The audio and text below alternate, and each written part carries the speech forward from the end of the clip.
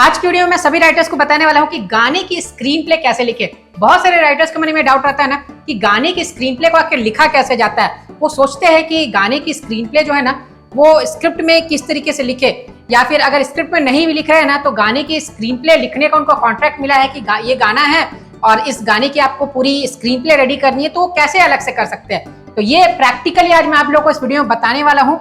ये राइटर्स के लिए बहुत इंपॉर्टेंट चीज है, तो पूरा वीडियो को लास्ट तक जरूर देखिए और सीखिए कि गाने की स्क्रीन प्ले आप कैसे लिखेंगे। तो चलिए शुरू करते हैं वीडियो को। हाय एवरीवन, मैं हूं आकाश रजक और आप देख रहे हैं आरएस फिल्म्स प्रोडक्शंस। चैनल पर नए हैं तो सब्सक्राइब जरूर कर लीजिए। मैं आप लोगों को तारे ज़मीं पर जो मूवी है ना उसके स्क्रिप्ट के हेल्प से समझाने वाला हूँ, जिसमें आमिर खान थे और दर्शिल सफारी जो है वो थे, तो उसके हेल्प से आप सीखेंगे। तो इसके लिए आपको चलना होगा मेरे लैपटॉप के स्क्रीन पर। आप अपने मोबाइल में भी सेम तरीके से लिख सकते हैं, कोई टेंशन की बात नहीं है। So let's go to the laptop screen. आप देख सकते हैं कि यहाँ पर तारे ज़मीं पर फिल्म की स्क्रिप्ट खुली हुई है। अब मैं आप लोगों को इसके जरिए ही समझाऊंगा कि सॉन्ग में जो सिचुएशंस आती है उसे कैसे लिखा जाता है स्क्रिप्ट में। तो यहाँ पर सीन नंबर 40 में एक सॉन्ग है, चलते हैं सीन नंबर 40 में। देखिए सीन नंबर 40 हम लोग निकाल लेते हैं। अभी कौन सा सीन चल रहा है, यह है सीन नंबर 31। तो सीन नंबर 40 में हम लोग आ जाते हैं। उसमें एक पॉपुलर सॉन्ग है जो माँ वाला सॉन्ग आपने सुना होगा, एक मैं कभी बतलाता नहीं पर अंधेरे से मैं डरता हूँ मैं माँ। ये वाली सॉन्ग जो है ये आप लोगों ने ज़रूर सुना होगा। तो उस गाने की ही मैं आप लोगों को यहाँ पर स्क्रिप्ट दिखा रहा हूँ, आप लोगों को समझा रहा हूँ। देखिए सीन नंबर 40 जो है वो आ गई है और यहाँ पर आप देखिए सीन नंबर 40 लिखी हुई है। तो आपको सबसे पहले क्या करना है ना, आपको जैसे ही कोई गाना स्टार्ट करना है अपनी फिल्म की स्क्रिप्ट में, तो इसके लिए एक तो सिचुएशन ये आ जाती है ना कि आपको गाना जो है उसकी सिचुएशन है वो लिख करके नहीं देनी है, आपको सिर्फ नंबरिंग डाल देनी है कि सॉन्ग नंबर इतना चल रहा है। जैसे यहाँ पर लिखा हुआ है सॉन्ग नंबर 3, और सॉन्ग के बोल अगर आपको पता है तो आप वहाँ पर सॉन्ग के बोल को लिख सकते हैं।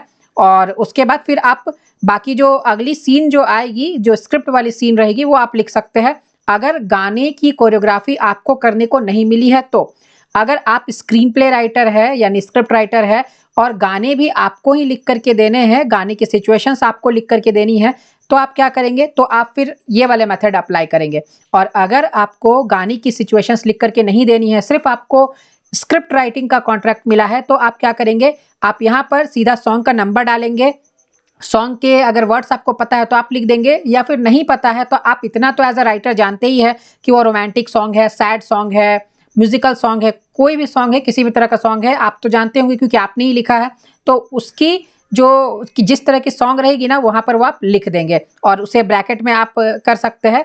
तो वो एक चीज़ हो गई। लेकिन अगर आपको स्क्रीन प्ले लिखना है सॉन्ग का ही, तो आप कैसे लिखेंगे, जो सिचुएशन थी सॉन्ग की उसकी स्क्रीन प्ले लिखनी है तो आप कैसे लिखेंगे। देखिए यहाँ पर लिखा हुआ है ऑन द साउंड ट्रैक। सबसे पहले आपको क्या लिखना होगा, ऑन द साउंड ट्रैक, यानी इसका मतलब ये होगा कि गाने में आप क्या दिखा रहे हैं, ऑन द साउंड ट्रैक। और यहाँ सॉन्ग का नंबरिंग लिखा हुआ है, सॉन्ग नंबर 3। आप इसे यहाँ पर देखिए रोमन में लिखा हुआ है, लेकिन आप चाहे तो इसे 3 लिख सकते हैं यहाँ पर नंबरिंग में। फिर सॉन्ग ऑफ सेपरेशन, ये अलग होने वाला सॉन्ग है तो इसीलिए सॉन्ग ऑफ सेपरेशन लिखा हुआ है। आप चाहे तो इस जगह पर गाने की बोल लिख सकते हैं। और उसके बाद फिर आपको नेक्स्ट लाइन से सीन हेडिंग लिख देनी है। सीन हेडिंग में आपको सीन नंबर डाल देना है, इंटीरियर है या फिर एक्सटीरियर है वो आपको लिख देना है। लोकेशन लिखना है कि कौन सा लोकेशन है, जैसे यहाँ पर लिखा हुआ बोर्डिंग स्कूल, ईशांस डॉर्मेट्री। और फिर समय लिख देना है, डे टाइम है, इवनिंग टाइम है, नाइट टाइम है, कौन सा समय, ये लिख देना है। ये आपने लिख दिया। उसके बाद आपको सिचुएशन लिखनी है, जो भी सिचुएशन आपने गाने के लिए इमेजिन किया है।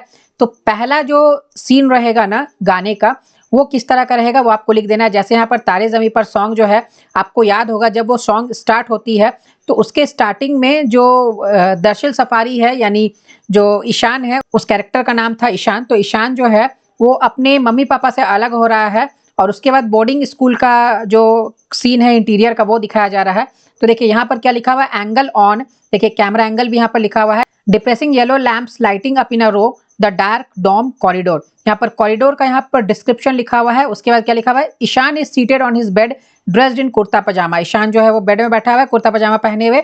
इन द बीजी यानी बैकग्राउंड में other kids are changing into kurta pyjamas for dinner, यानी ईशान के पीछे बैकग्राउंड में जो अदर किड्स है वो कुर्ता पजामास पहने हुए है।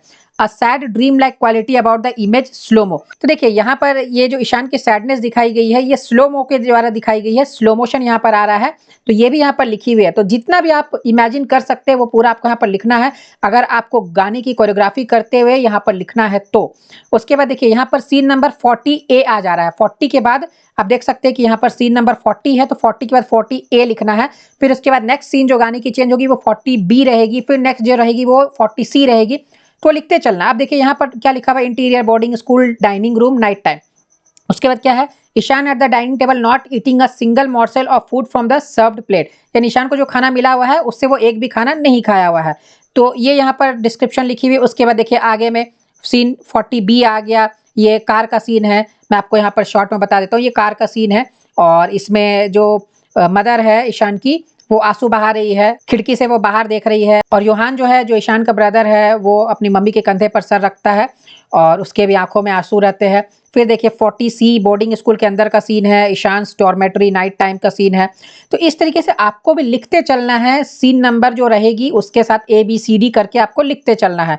यहाँ पर भी देखिए ईशान सिटिंग हर्डल्ड इन बेड, यानी ईशान जो है वो बेड पर सिकड़ा हुआ बैठा हुआ है।